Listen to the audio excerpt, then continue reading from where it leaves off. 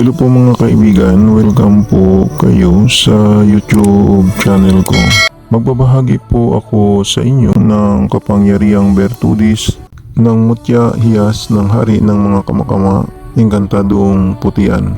Ang mutya na ito ay pangkalahatang proteksyon laban sa masamang kapangyarihang itim katulad ng kulam, barang paktol, palipad hangin, sa mga masamang engkanto, sa mga masamang elemento, sa mga masamang espiritu, sa usog, sa aswang, sa sumpa at diskomunyon. Ang mutya na ito ay proteksyon din sa hindi inaasahang panganib at sakuna. Proteksyon din ito kapag natutulog po kayo sa gabi o sa tanghali. Napasukin po kayo ng taong may masamang tangka po sa inyo, ay hindi po kayo makikita sa inyong hinihigaan. Proteksyon din ang mutya na ito sa bala at patalim. Proteksyon din sa mga masamang tangka ng tao at proteksyon din ito sa pag-travel. Kapag may mutya kayo na ganito, ay pahiran po ninyo ito ng langis na gawa ng Biyernes Santo sa araw po ng Martes at Biyernes, at ilagay po ninyo ito sa pulang pouch at palagi po ninyo ito suot sa inyong katawan. Tingnan na lang po ninyo ang video ng mutya hiyas ng hari ng mga kamakama, Engkantadong Putian.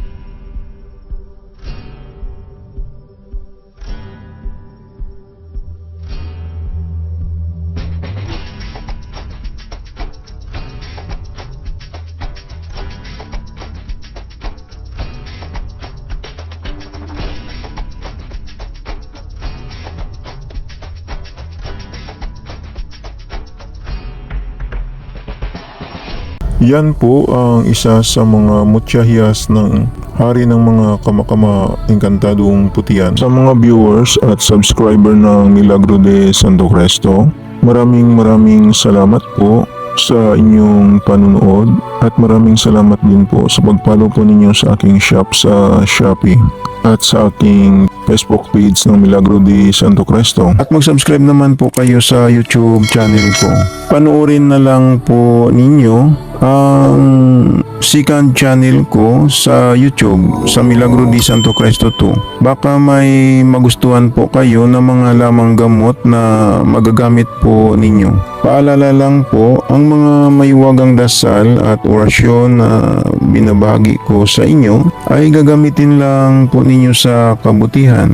Gumagana na. Ito hindi na kailangan ng 49 days na dasal. Ang kailangan lang magdasal kayo sa Panginoong Hesus sa gabi bago matulog. At pagkagising ninyo sa umaga magdasal din kayo.